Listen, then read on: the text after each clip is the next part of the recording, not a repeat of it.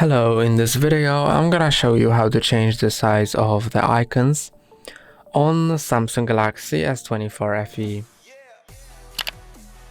If you want to increase or decrease icon size, press and hold on the home screen, then tap on settings, and now you can choose home screen grid and app screen grid.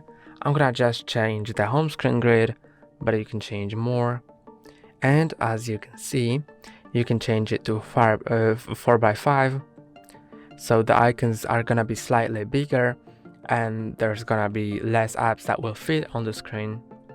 You can set it to 4x6, 5x5 or 5x6, then click on done.